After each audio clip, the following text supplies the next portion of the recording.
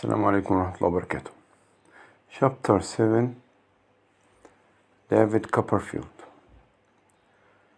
Good news and bad news for David. All this time I had gone on loving Dora more than ever. The more evil there seemed to be in the world, the more brightly Dora's star shone down on me.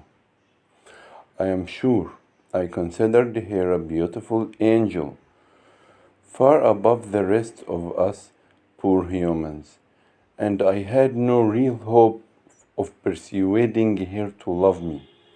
Peggotty had come to London with me, as she was feeling rather lonely after Parks's death and Daniel's departure, and I could not stop myself telling her all about Dora. She was very interested and most encouraging. The young lady should be very proud to have such a handsome, intelligent young man as you, Master David, she cried. This comment is said by Peggotty to David. Okay. Miss Clara Peggotty يعني. Okay. She cried, and I am sure her father will be delighted to accept you as her husband. But I could not share her hopeful view of the situation. يعني أنا ما كنتش عندي أمل زي كلارا بيغوتي يعني. However, a wonderful thing happened. During a long conversation with Mr. Spenlow in the office, he mentioned that it was Dora's birthday the following week, and invited me to a picnic to celebrate it. As soon as I heard this, I went completely mad, and couldn't think at all clearly. In the next week, I bought expensive new clothes and boots, and arranged to hire a handsome white horse. On the day of the picnic, I got up at 6 in the morning and went to Covent Garden Market to buy the freshest and most beautiful flowers for Dora. And by 10 o'clock, I was riding towards the Spenlow's house. How lovely Dora looked in her sky blue dress and white hat when I met her in the garden in front of the house, and when she accepted my flowers with delight, I almost thought I would die of happiness. You will be glad to hear, Mr. Copperfield, she said, smiling brightly, that cross Miss Murdstone isn't here. She will be away for at least 3 weeks. Instead, I have my dear friend Miss Julia Mills here with me. Sitting next to Dora was a young lady I had not noticed before.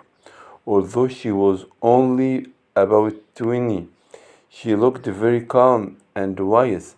I later discovered that she had an unhappy experience in love, and had decided never again to become personally involved in matters of the heart.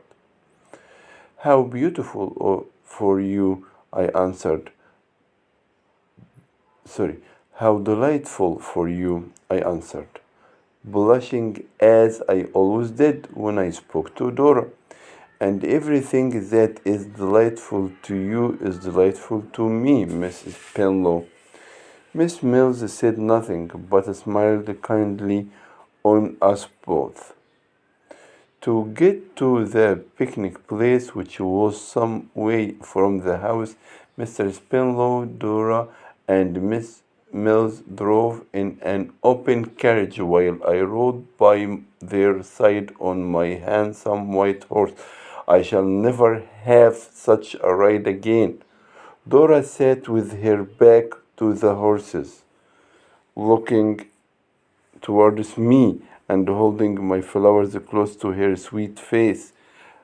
Our eyes often met, and I am surprised I didn't fall off my horse.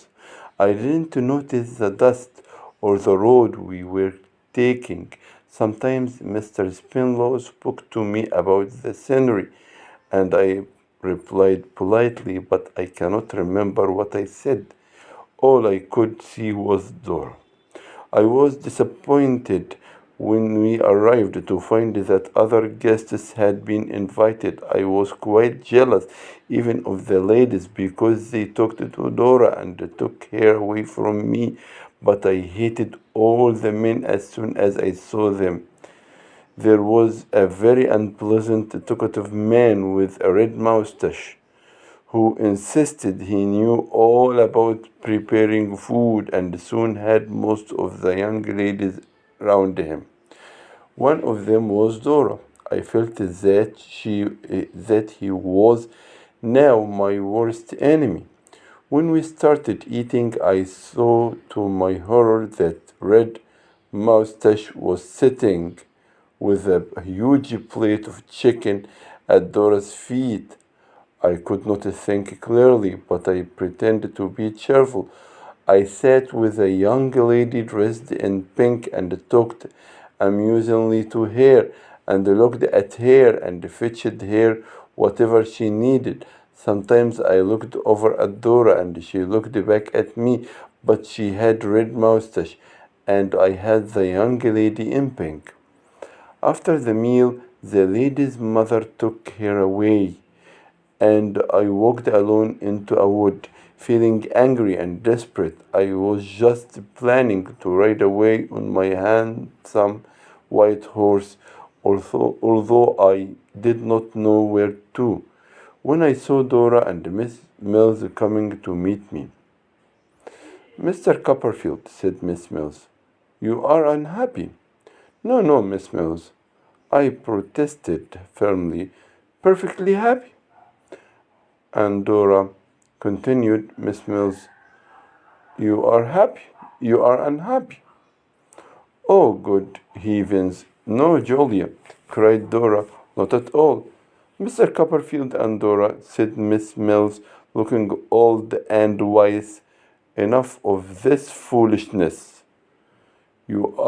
You love each other. Confess it and be happy. Take the chance that life offers you.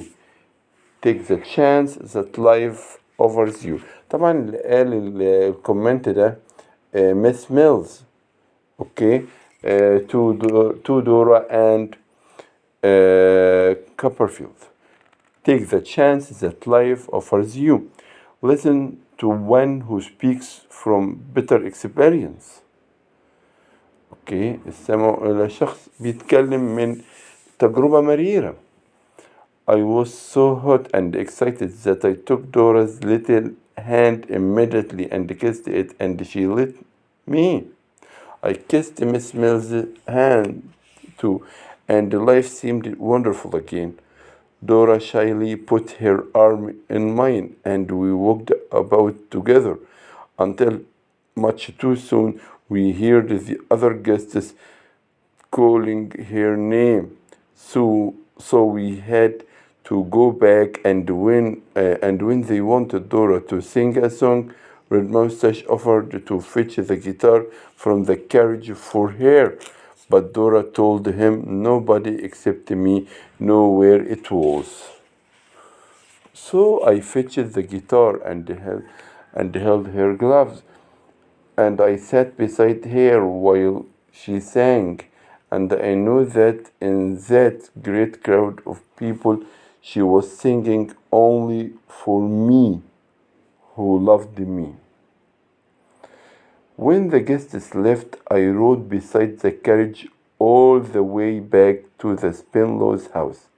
Mr. Spinlow, who had drunk a lot of wine, was asleep in his seat, and Miss Mills was smiling in a motherly way as Dora and I whispered happily to each other. Once Miss Mills called me to her side of the carriage. Dora is coming to stay with me, she told me quietly, the day after tomorrow. Perhaps you would like to visit her? Miss Mills, how can I even thank you? I said, what a friend you are to Mrs. Penlow and me. When we arrived at the Spinlows' house, I had to say goodbye to Dora and ride back to London. On the way, I remembered everything she had done or said 10,000 times. I decided I had to tell her I love her as soon as possible and ask whether she loved me too. It was the most important question in the world, and only Dora could give me the answer to it. So, 2 days later, I dressed in my finest clothes and went to the address Miss Mills had given me. The servants took me to the sitting room where I found Julia Mills learning a song and Dora painting the flowers I had given her. After a short conversation, Miss Mills made an excuse and left the room, and Dora and I were alone together. I hope your poor horse wasn't tired the other night, said Dora, raising her beautiful eyes to mine. It was a long way for him to and from the picnic place.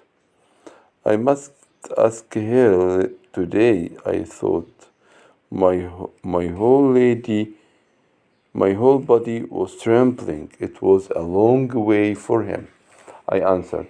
For me, it seemed very short because of my happiness in being near with in being so near you. انتهى part 1 ونستكمل part 2 و 3 after that إن شاء الله. Thank you.